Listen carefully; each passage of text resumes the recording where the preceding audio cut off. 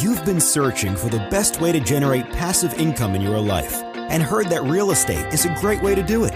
But you're tired of all the so-called gurus who are all talk and no substance. Get ready to celebrate because Kevin Bupp has spent 14 years successfully making it happen. This is the Real Estate Investing for Cashflow Podcast. Now, here's Kevin Bupp.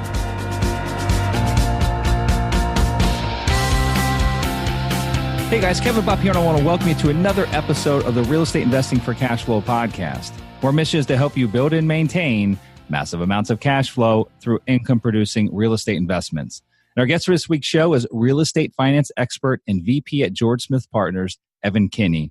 Evan joined George Smith Partners in 2017. Prior to joining the firm, Evan was the vice president at Water Tower Group, a boutique advisory focused on dynamic and innovative companies shaping technology, consumer internet, and digital media. Evan has advised over 20 internet, technology, and media companies on Series A to D equity capital formation and M&A.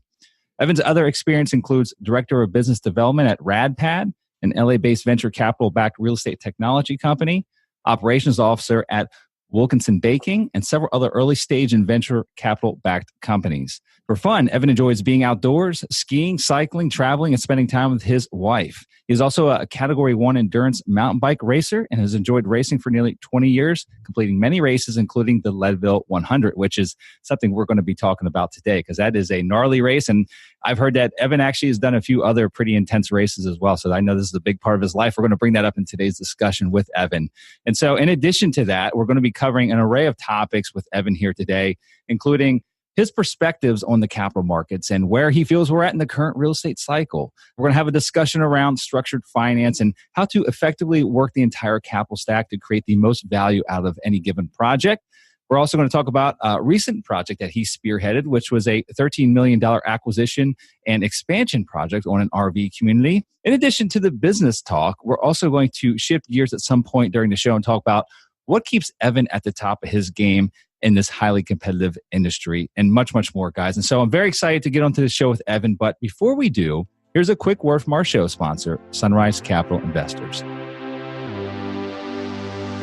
Hey guys, Kevin Bupp here with Sunrise Capital Investors.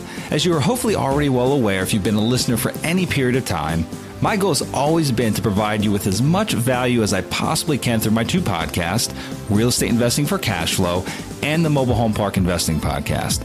As our audience continues to grow, literally, we've been downloaded millions of times by folks in over 125 countries. I've had thousands of people reach out looking to get involved in our niche. And that's the phenomenal niche of mobile home park investing. For those that don't know, I've been a full-time real estate investor for nearly 20 years now, and I've personally invested in and have owned apartment complexes, various commercial properties, hundreds of single-family rentals, and I've interviewed some of the most successful investors in just about every other asset class, and I've arrived at this one very simple conclusion. Mobile home parks are hands down the best investment I've found to date. Why? They provide investors with the best risk-adjusted returns out of any other real estate sector that I've seen.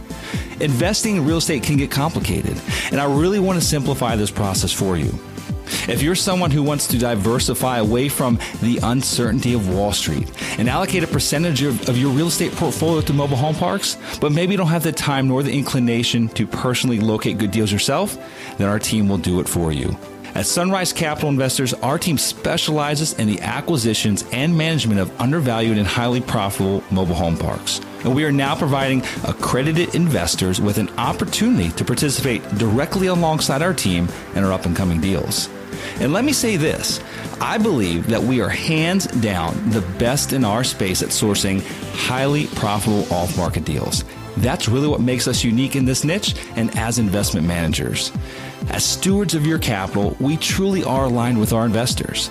We've structured our investment fund so that we as a company are incentivized in the same way the investor is, which is through the performance of the investment itself. In addition, we want to make sure that we not only make money for our investors, but that they understand how it's being made. That's why we provide our accredited partners with a private monthly podcast that walks them through the detailed updates on how their investment is performing. And we're very transparent, providing you with the good, the bad, and the ugly at times. And so if you'd like to learn more about the partnership opportunities with our team here at Sunrise, please go visit sunrisecapitalinvestors.com and click on the investors link to get signed up. It's absolutely free and you'll get placed on the priority list of when new opportunities come along. Also, feel free to call us at 833-CASHFLOW without the O. Again, that's 833-CASHFLOW without the O. And one of our investor relations team members will help you schedule an appointment to speak with one of our managing principals. If you have questions, go ahead and schedule a call and let's get on the phone and talk. And with that, guys, I like to leave with one last thought. From the time that I wake up in the morning till the time that I lay my head down the rest of the evening, my number one priority with everything I do, whether it be recording this podcast, working for our investors, helping each of you reach your investment goals, to providing a great experience to each of our residents who reside in our communities, is to add huge amounts of value to everyone that I come in contact with. Now, with that being said, I look forward to the opportunity of bringing value to you through Sunrise and through this podcast. Thank you for your time. Now, let's go ahead and get back to the show. And now, guys, without further ado, I'd like to welcome our guest for today's show, Evan Kinne. Evan, how are you doing today, my friend? I'm doing well. Thank you for having me on. It's an honor. Yeah, I appreciate you joining me, taking time out of your busy schedule. And just to give a sense of geography, where are you based out of, Evan? Where are you calling from today? Yeah, I'm calling from Los Angeles, California. So I'm actually sitting in Century City, which is a little clump of buildings just west of Beverly Hills. And it's a beautiful sunny day here, clear skies. So it's a good day to be alive. All right. Well, fantastic. Well, I'm real excited to have a discussion with you today. A lot of topics we're going to cover here, but maybe first and foremost, Evan, if you would, maybe just take a few minutes and give us a little background on yourself, how you got into this industry, and then a little bit about what you do there at George Smith Partners. Yeah, absolutely. So, you obviously just kind of read my background. I have a little bit of an atypical background, but I would say I've always focused on entrepreneurial ventures and finance. Kind of how I ended up here in the real estate finance world was I was actually at a venture capital-backed real estate company and got pretty involved in the real estate community, and then was in investment banking in tech and media, primarily what I would call tier one venture capital-backed companies that we would advise them on M&A and et cetera. I actually raised a venture capital fund while I was there, but ended up leaving that firm and then just had finished my MBA in finance from UCLA, Anderson School. And when I was there, I focused on real estate as a kind of a subclass in the finance program. And I met a guy who was here at George Smith Partners and ended up joining his team. And it has been fantastic. And so this allows me to combine both my entrepreneurial instincts and my passion for, I think, advising people and helping them grow their business, and also my passion for real estate. And so it's just all kind of coming together into one very, I think, productive and fruitful time for me. Have you found that hard to kind of readapt from basically early stage venture capital backed startup companies to more of I know you guys do a lot of institutional or you deal with larger sponsors and operators to institutional type capital. Has it been hard to adapt to that change? That's a big shift. Well, certainly it's a shift, but it's actually not as big as you'd think. So for example, our clients here are, they range from a couple of guys with 50 million in assets under management all the way up to groups with, billions in assets under management.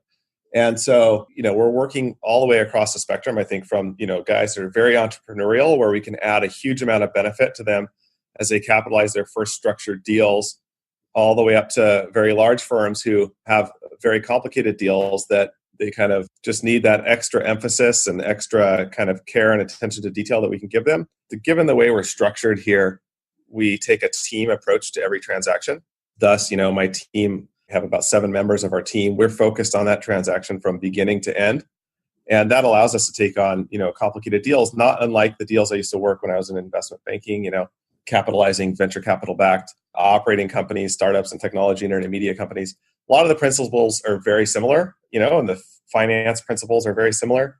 And real estate is a great market because there is asymmetric information all over the place. And it's just one of those few places, I think, out there where entrepreneurs of all shapes and sizes can do really well if they're careful and make good decisions and kind of build slowly. No, I agree with you. And our prior discussion before jumping onto this recording, we had talked a little bit about how in your role there, George Smith Partners, you somewhat consider yourself an advisor to your clients. And so your goal is to really help them get the best structure to suit their specific needs in their real estate endeavor. And so I want to talk a little bit about the structured finance side of this business and really how your role plays into working with your clients and, how that advisory role really kind of walks along with them. You hold their hand throughout that process, ensure that they get their capital stack right. And so I want to talk about the capital stack side of this. But more importantly, I think there's a lot of considerations to be had from a sponsor or, an investor standpoint when taking on a new project. Different considerations such as debt versus equity, length of time that they intend to be in that particular project. Is it a ground up project or is it an existing value add type play? Is it short term? Is it long term? Is it for appreciation or wealth preservation? Different interest rate considerations to be taken into consideration. I mean, there's lots of factors involved here that you guys are kind of mulling around and helping them make a determination of how to get that capital stack right from the get go. And so, for those that don't even know the terminology of capital stack, why don't we start there? So let's just start with the elementary side of things and really help people better understand what a normal capital stack looks like in the commercial real estate world. And then maybe we'll dig in a little deeper in a granular nature and define each one of those layers and give some examples of when they might come into play or when they might be a good fit. Yeah, definitely. That's great. Let's start very simplistically. So capital stack, I think, is just a fancy term that means the money, right? And so it is a fancy term. Yeah. It's more fancy what it needs to be. Exactly. So if you're going to buy a house, or a car or something, anything where someone might take a loan out to purchase something, they're typically, they're going to put down some amount of cash equity. It's coming straight out of their pocket, straight out of their bank account. So when you buy a house, let's say it's $100,000, you might come in with $30,000 and get a $70,000 loan. I would say that in terms of real estate, that's a very simple capital stack. Mm-hmm. And so let's just expand that out. Let's say we're just closing a large $350 million, ground up hotel construction deal with, a whole bunch of luxury homes and et cetera. I would say we'll get to that capital stack at the end and kind of explain to you how a capital stack of that complexity looks like and work our way towards that. So back to the home, very simple, right? 70% leverage, 30% debt. Now, let's say we're building a $100 million hotel. You might only have, let's say, $5 million. Right? So where do you get $95 million? It's unlikely that anybody will lend you $95 million as debt. So you have your project entitled, you're kind of ready to go, you have your plans, et cetera. You're like, okay, where do I get this capital? So there's a couple things you can do. There are groups out there, private equity funds primarily, that invest as a joint venture partner. Mm-hmm. And so they're going to come into the deal and typically partner up with a sponsor for the equity. And that negotiation and waterfall can be quite complicated, but very simplistically, what typically can happen there is sometimes it's a 95-5 split or a 90-10 split, as simple as it gets. So let's say that they were comfortable with 60% leverage, and thus they wanted there to be $40 million of equity. Mm-hmm. In a 95-5, you're going to be putting in, whatever that is, $2 million, and then in a 90-10, you'd be putting in $4 million, and the private equity firm would bring, $36 million to the table as equity. They've typically raised this equity from pension funds, sovereign wealth funds, ultra high net worth individuals, et cetera. So typically private equity funds are investing with a certain return expectation and thus are pretty, I would say, risk averse. And so when they come into a project, there are certain parameters that come along with their funds that they need to be making sure they're fulfilling back to their investors. The biggest one of those, I think you alluded to very early, Kevin, which was time. Typically these funds are running on I'd say a 2 to 3 year investment cycle and a 4 to 5 year hold cycle. And mm-hmm. their entire fund may have a 10-year lifespan. So they want to be in and out of a project typically in 5 years, right? So that won't work for every project. So let's go back, I think, and just complicate the capital stack one layer more. And that is, let's say you want to capitalize it with a high net worth individual or a family office. Then you might have a private equity firm come in and say, hey, listen, I will give you high leverage debt rather than a non-recourse bank loan. You can get high leverage construction financing, say up to 75, 80% of the capital stack. Mm-hmm. In this case, there might be an opportunity to go and get, instead of a joint venture partner, a co-general partner, because maybe you only have $1 million. And that co-general partner may come in with $4 or $5 million of the very, very top of the capital stack, the riskiest portion of the capital stack. And then, we might bring in another private equity fund as what they call preferred equity, all the way up to say 90% of the entire 100 million, bridging from the top end of what they were comfortable with the senior loan, say 70 or 80%. And now you're getting into a much more complicated capital stack where, there's negotiations going on with 4 or 5 parties. In fact, we just closed a transaction recently where there were 5 separate interested parties in the capital stack. And that's commonplace for us. And that's how, a lot of entrepreneurs who are building their first larger projects get their deals done. It's not usually a straight up, 90-10 JV with a TPG or a Goldman Sachs partnership and then, Bank of the Ozarks in there for the senior loan. That's not typically the case. There's always some movement in the deal, and every deal is very unique. And so when we're working on a deal, we break it down into its most simple parts and work with the sponsorship groups to help them understand the implications of various capital stacks and what that will have on their overall project. We kind of go from there. But I don't know if that's a helpful overview. I'm happy to dive into any component of what I just spoke about. No, I think it is. And one of the big questions I have, when you've got all these different parties involved, I would have to make the assumption that when you're kind of pairing up the different layers of this capital stack, a lot of these, whether it be private equity firms or family offices, or just more general lending institutions, a lot of them have probably worked together on projects before in the past. I mean, I feel like there's so many different personalities and so many different expectations involved that that's such a complex negotiation, taking 2 or 3 different factors and putting them together when they haven't worked together before in the past. Would you find that for the most part, like you guys kind of know there at George Smith, like who works well with one another as far as the different layers of that capital stack? So I think what you're bringing up, it's half art and half science, right? So we have a great team. We have some great underwriters that rip apart deals and are able to put together, super complicated development model and make something look great on paper, right? Everything looks great on paper. The reality of the matter is that business deals are all about relationships. And relationships, I think, stem from comfort. So let's just back up for a minute here and answer, I think, a critical question that you just kind of raised. And that is, how do you get someone comfortable with your deal if they've never worked together before? Yeah. Imagine now you're, 25, 30 years old, you're a senior analyst at Fortress or something like that.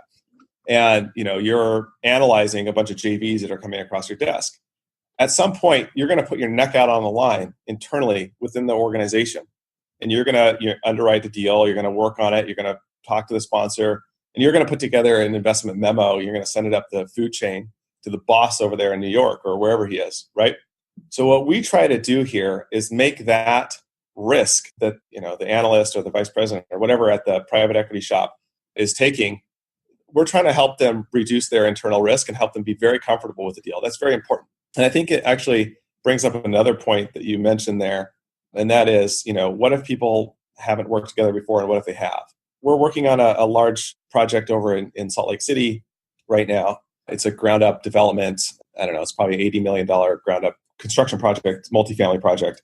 And, we just secured or finalized securing of the joint venture partner. And that joint venture partner is a well-known private equity fund, multiple billions of dollars under management. They're coming in working with a smaller sponsorship group who is successful and has built, some larger deals. And, we expect this to be a great partnership. But, the private equity shop who's investing the bulk of the money, they have their own relationships on the debt side and people that they've worked with in the past. And we feel like that is spectacular. There's nothing better than building on a prior relationship and the trust that comes with having been successful together in a partnership, even if it's large companies working together. 2 multi-billion-dollar companies that have worked together in the past, they don't forget it still, even though there's a bunch of people over there and it's not like Joe working with Mike. Right? Mm-hmm. It's institution plus institution. It still matters. Got it. So give me an idea of like what your the general profile looks like of some of the clients you work with. Now you kind of gave us a range, like $50 million assets under management, so very, very small investor groups to institutional. That's a big range. But generally speaking, I guess where I'm going with that question is like the smaller operators or the smaller sponsors that are in that, maybe that $50 to $500 million range. I mean, that's a substantial track record, but not so much when you really compare it to like an institutional type client. And so when you get into these more complex structures, I mean, what kind of track record are, joint venture partners or PE firms or family offices really looking for from that sponsor? I mean, this is in a situation where, let's use the example of the $100 million hotel. You're not going to have someone that's maybe owned a few small apartment complexes, maybe $5 million worth of real estate, come in with this grand idea of building this $100 million hotel, and they've got maybe $2 million to their name. I mean, would something really? Okay, fair enough. Maybe not that quite extreme, but we just closing a deal. I'm not gonna mention what it is but it's not unlikely for us to have a situation like that. In fact, we recently closed several multifamily deals, approximately, I think 500 units that combined. It was 2 separate deals. And I'm going to shy far away from the details here, but net worth on the sponsor was in the range of, I don't know, $4 million bucks combined between the 2 or 3 partners. Okay. And we actually were able to negotiate non-recourse acquisition and rehab financing. It was a value add deal for them where the liquidity covenant was, I think, 2.5% of the loan amount. And net worth requirement was 9 or 10% of the loan amount. And we're talking for a fairly risky, fairly large, I think totaling $40 million, $50 million. Wow. Acquisition of apartments for guys that didn't have massive net worths. Now, back to I think the other question you said on the construction side, construction tech typically has a slightly higher bar, I would say, it just depends on the product type. But yeah, we've been very successful in helping entrepreneurs with very little background capitalize very large projects. And some of that happens through, some complexities in the capital stack. Sometimes we bring in a co-general partner, sometimes called a CoGP or a co-guarantor.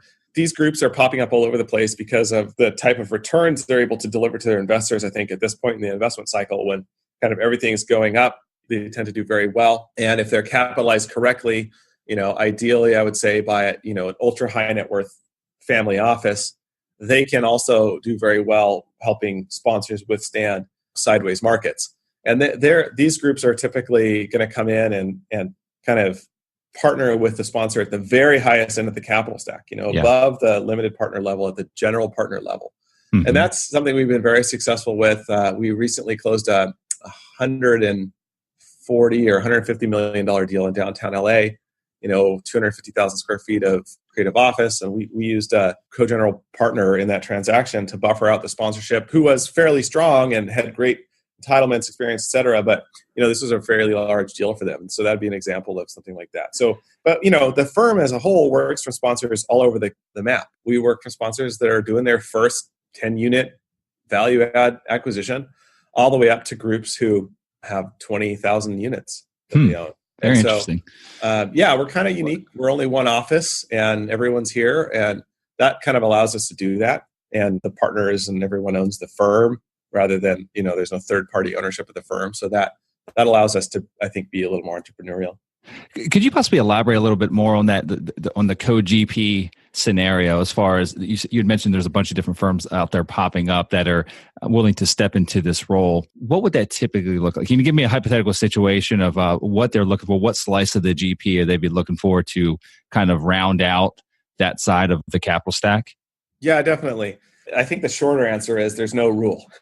Yep, fair enough. And so a co-general partner, and I think in its most simplistic sense, is this, Kevin, you and I get together, we're going to go buy 50-unit mobile home park, right? Or whatever.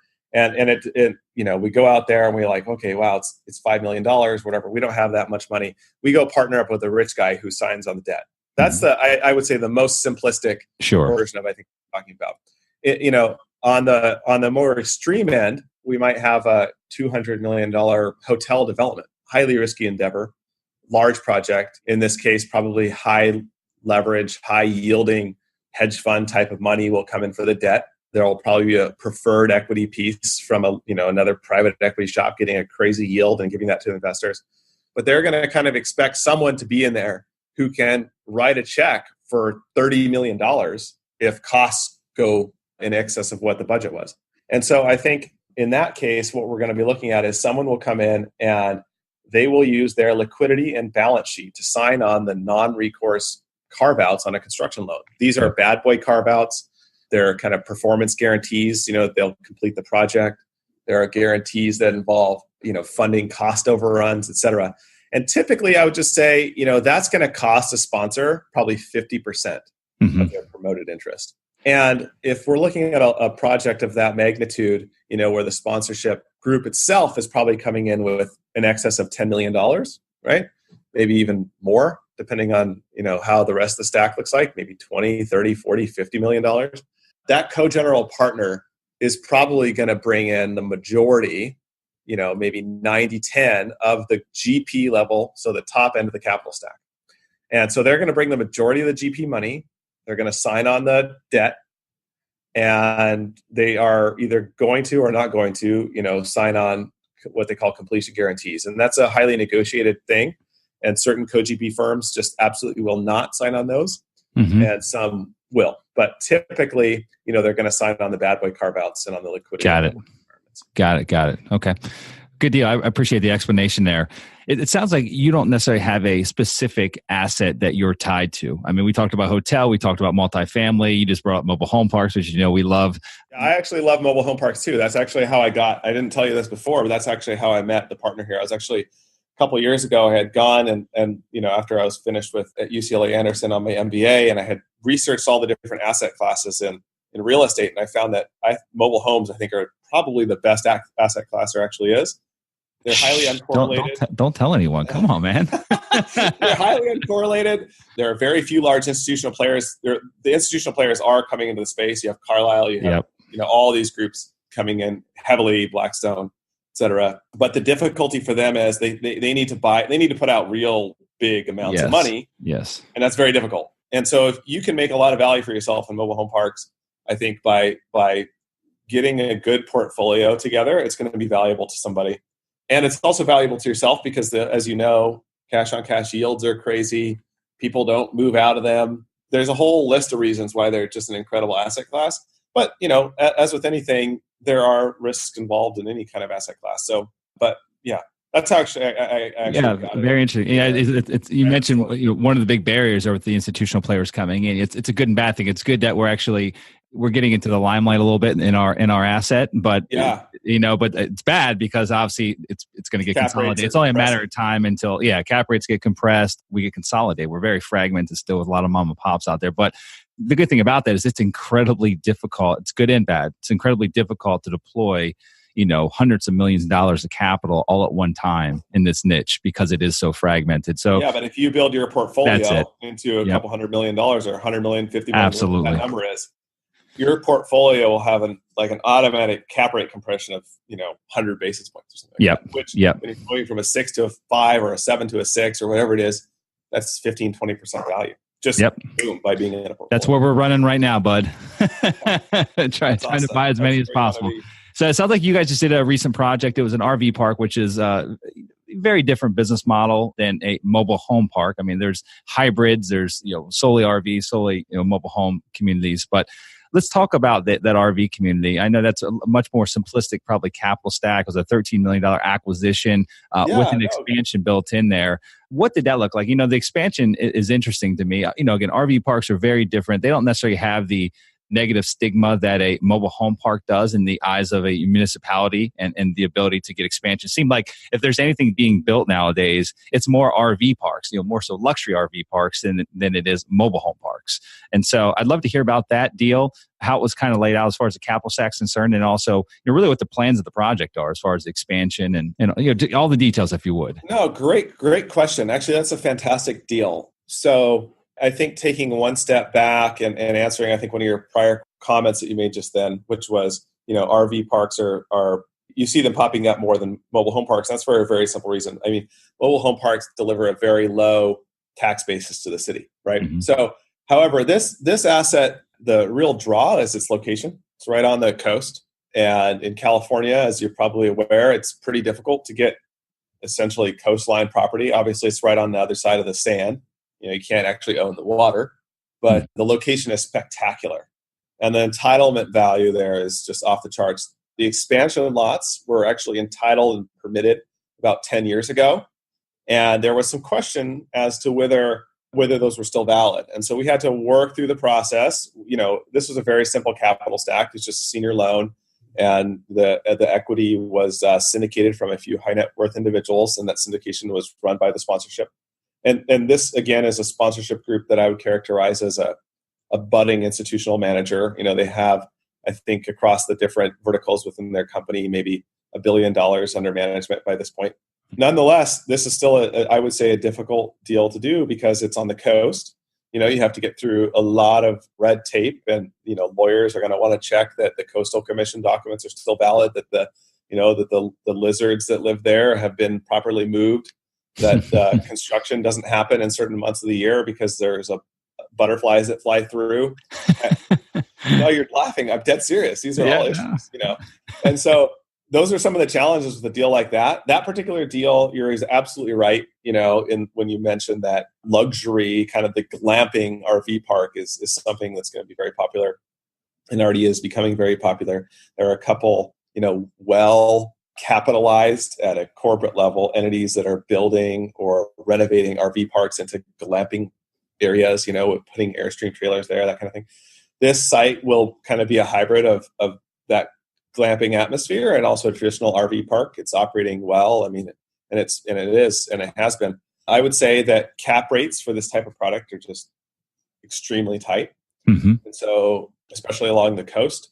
So, it's a long-term play. You're going to say, hey, listen, I know I'm getting a tight cap rate today, but if I hold on to this for a long time, I'm in some amazing real estate that's irreplaceable. Yep. Mm-hmm. And you just can't build another one. You're never going to get entitlements or permits or whatever you need to do that, anywhere around this. And so it's a one-of-a-kind asset. And we like that. So you guys had to work through all the barriers with the entitlements, or at least those aged entitlements, to confirm that they were still valid, right? Okay, got it. Yeah, and actually there was still a question whether the expansion entitlements were valid at the closing of the loan, and we were able to, convince the lender to close the loan and hold back a few dollars and release some money later. So, some negotiation, some work there, but we try to find lenders who are flexible and understand, and we get them out there and look at the dirt together and understand it together. So, is this a more of a long-term residency, or is it a transitional type RV community? I mean, to where people are coming for nights or weeks, or there's restrictions placed on it. I think it's the city actually. The restrictions are, you can't be there more than, I think it's 28 nights in a row. Oh wow! Okay, fantastic. So it's not a mobile home park. It operates more like a hotel. What do the all-in costs look like as far as is that $13 million loan? Does that encompass the actual expansion project as well? Yes. And then what was the projected value, once stabilized? Do you remember? Question. I can't remember exactly. It's been a few weeks. I think it was 28 million stabilized. Wow. Or something like that. Okay. Yeah. It's a good project. It's a good project. Yeah. Well, fantastic. I know that you got some stuff working yourself as well. I know if you want to mention, I know you do a lot through George Smith Partners, and you've also got some personal projects. Is that one of the niches that you're putting some of your focus in? Actually, great question. I have a couple of different things. I have some legacy businesses from the tech days. I own a small manufacturing company and hardware, and we're getting into software now over in Salt Lake City with some partners. It's a great kind of fun thing to check in on. Got a few real estate projects that I'm involved with, some ground up development. And, I am tending with my personal investments. I try to, find places to put my money where I'm working with great people. Mm-hmm. And I can also add some sort of value and perspective. And I think, being in the mix here in LA, and in this firm allows me to have a very interesting perspective on the capital markets in general. I think before the show, we were talking about interest rates and what that's going to do to cap rates. I think. Rub your crystal ball and tell me what it says. Well, I think. Okay, let me get it out first. Dust it off. But I don't know. I think there are two schools of thought. One school of thought is, well, I think there's one thing that people predominantly agree on. That is, interest rates will rise. LIBOR is now, I don't even know what it is, probably 2.3 or something like that. A year ago it was 1. That's a big jump. Yeah, it was. Yeah. If you think about it in absolute terms, relative to where interest rates are at for your development project, for your permanent loan or something, the increase is smaller, but LIBOR itself has increased dramatically. Now, I think that there's no question that, interest rates will continue to rise. I think that people agree on that. But there are, I think, two distinct camps when it comes to what the impact will be on the marketplace. And that, I think the first camp of people say, interest rates are rising. There will be a corresponding or correlated decrease in property values because debt is more expensive, right? Mm-hmm. Sure. And so that's one camp, I think, of people. I think the other camp is, look, interest rates are going to rise, but there's more liquidity right now on Wall Street trying to find its way into every type of project. You even see Goldman Sachs and firms like that making investments in hard money lenders, lending on, $800,000 spec single family builds, right? So there's a ton of liquidity out there, and that liquidity is not going away anytime soon. And the amount of liquidity there is in Wall Street will continue to keep property values at a very high level, irregardless of cap rates going up. They're just going to take a smaller yield. And those are the two camps. I think the second camp is probably true for a while here, but will just delay the inevitable, which is at some point, the liquidity will dry up a little bit. People will be less willing to pay for that. They'll look at the cost of debt increasing, and they're going to, shift the way they're thinking about values. And, I am not an economist. I don't profess to be an expert in economics, but I do find it fascinating that really everything around us boils down to, I think, one thing, and that is, what someone deems to be, quote, worth their money at this point. Yeah, absolutely. I mean, are there any asset classes, just being that you guys have a multitude of connections with family offices, with private equity firms, with national, regional banks? I mean, you've got a lot of different debt and equity sources that you guys deal with on a regular basis. And are there any asset classes specifically that you see some starting to shy away from? Saying, we're just not into, we would have been interested a year ago in this project, but not today. That's a great question. I would say that hotels are a risky business. We do a lot of hotel on our team.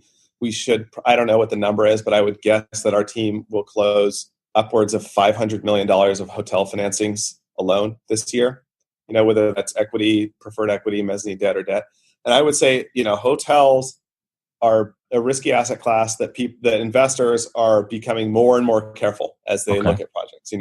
Extremely prodigious with their efforts and what they're looking at investing in there and where they want to be from a last dollar perspective on the capital stack. So, got it. I would say right now, if you have a hotel project and it's still being entitled or something like that, it better be a pretty darn good project in a really amazing location. It's going to get built in this development cycle, unless something just continues for a very long time, or unless you have high net worth money that's willing to come in and capitalize that deal for a very long period of time, say 10 years, or something like that. The institutional guys who need to turn their money around quickly are unlikely to come in and fill that equity gap in your capital stack. Whether or not the project's great, just because they're going to say, listen, I need to be out of it a certain amount of time. I know the economy will be able to be supportive of it, in the next 10 years or something like that. But so what we're seeing is a big emphasis on preferred equity, et cetera. I think a lot of the, so in other words, hotels are difficult, but we're still getting them financed on all the time. And then I think, high-end multifamily is becoming more difficult, especially, here in LA. There's a lot of new supply, and all of it tends to be in that very high end. And I think there's like kind of a bit of a flight to, safe longer-term assets. So, B-class multifamily. We discussed mobile home parks already, industrial assets, things where it's more difficult for people to pick up and leave. A hotel, it's more of an operating expense. Sure. Everyone leaves every day, basically, unless someone's staying for a week. Okay. Well, there's ebbs and flows, but everything's yield driven. So if a guy thinks he can get great yield being in a mezzanine position on a hotel, he's going to probably do the deal. Sure. Okay, fantastic. Well, I want to switch gears. I want to be respectful of your time as well, Evan. And I know that I've held you for longer than what I promised. But I'd like to switch gears. I'd like to cover just a couple more things before we wrap this up for the day. And you're definitely a mover and shaker, right? Like you're making a lot of things happen. You've had some great successes in the, really short time. You're a young guy. I don't know how old you are, but you look like you're a good looking young guy. So you haven't been at this too long. You're not like, 40 years in the business or anything. And you've made a lot of great things happen in that period of time. I want to know, what are some of the secrets that you attribute to your success and how you stay balanced in life in general? Like, for example, we talked about about health and fitness a little bit before we started this interview here. And I know you're a big mountain biker, but are there any other, just general daily or weekly routines that you attribute to your overall success? No, I appreciate that question. This is something that I put a lot of thought into, and I'm still, I think, formulating my beliefs in this area. I've been actually working on a little manifesto of my notes that I would like to put out on the internet sometime here in the future. So you might see that from me. But I think the core of my belief is that you have to develop systems for your life. And this is something, I think I struggle with my systems on a daily basis. I'm not perfect, but my ideal system, I think the most important thing you can do is figure out how much sleep you need and get it. For me, I don't need a ton. Fortunately, I need maybe 6.5, 7 hours. But I think the first thing you need to do in the morning is get alive. And so what I try to do, I try to literally roll straight out of bed onto the floor and do push-ups. I'd love to actually see that happen. Like my wife will be like, sometimes, I won't. And she'll open up her eye like, Evan, where are your push-ups at? So I'm envisioning you rolling out in a big thud, and your wife's like, exactly. "Oh God, Evan's at it again." Exactly. If you do, and then I set aside a morning. I try to set aside a morning routine that involves reading. It involves some meditation and clearing of the mind and focus. It involves focusing on what my long-term goals or short-term goals are. I like to exercise in the morning. I find that starting your day off is awesome. If you can do some stuff before, we have a 10-month-old kid. And so that's kind of changed my life recently. And if I can get up and have a couple of hours, before the kid's awake, I find that my day is not only more productive, but just much more peaceful. And then throughout the entire day, I'm just more productive with everything I'm doing. Yeah. Well, now your life's a little bit more unpredictable though, with the 10-month-old around. Exactly. You just gotta, tiptoe through the house as you're getting about that routine, so you don't wake that little one up, right? Exactly. Yeah. Well, fantastic. Well, I want to move in now to what we call the Golden Nugget segment of the show, and this is where we're going to wrap things up after this, Evan. And if you had just one final Golden Nugget of advice or wisdom that you could leave with our listeners today that may inspire and motivate them as they progress in their real estate investing career, what would that one last Golden Nugget be? Stay focused. I mean, focus is something that I've struggled with. I'm a bit of a person that likes to try to get their hands on a ton of different things. And I've recognized by looking at mentors of mine and people who have been extremely successful. Most people that have been extremely successful set up good routines in their life. They try to live with healthy habits and whatnot. But notwithstanding that, they typically focus in one area for a while and become very good at it and build something big there, and then move into a different thing. So if that's in real estate, that could be I'm going to do single family flips until I'm really good at it, or I'm going to build apartment buildings until I have and it's just to stay focused and learn from what you have accomplished and from your failures as well, but to try to narrow your focus. Like, Bill Gates got wealthy on one business. People look at him today and they're like, wow, he's involved in so many different things. I want to be like that. But no, when he was 30 or whatever, he was pretty focused. Yeah. And so I think that's one thing I've noticed.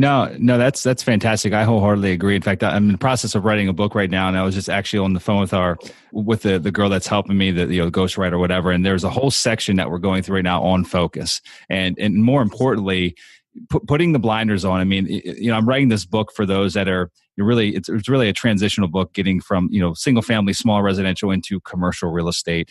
But it can really it's applicable. That's actually applicable to any line of business that year, and it's really all about when you're an entrepreneur. There's so many things that get thrown your way, whether you're in real estate or you're in tech or whatever it is. I mean, but if you're building a business or you're starting a business, there's so many other opportunities that come flooding your way that will dilute your focus. And I can promise you, they might look like great opportunities, but if you dilute your focus from one and move on to other opportunity, and you haven't given it 100%, it's not going to work out either for you. And so really put the blinders on, stay focused on one thing, one track mind, try to ignore everything else coming from every other direction. Because at the end of the day, like in real estate, for example, there's 1,000,001 different ways to make it in real estate, right? I mean, you can attest to that. You've got so many different clients that come from all different backgrounds or in all different fields, different types of projects. And there's so many ways to make it. Focus one. Actually, we're doing a hotel project.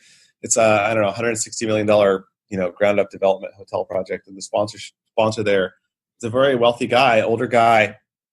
this is his second hotel, very late in his career, but he has done, I don't know how many gazillion, senior housing facilities in his career and became extremely good at that. And now it took him a long time to shift over, became a complete expert, needed a pile of money there.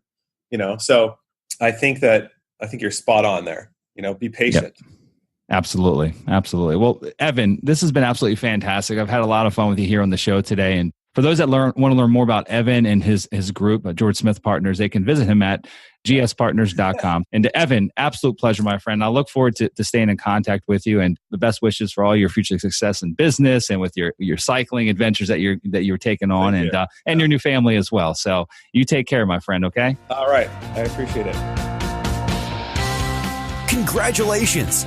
Now you've got more of the best tricks of the trade in building massive amounts of passive income from real estate.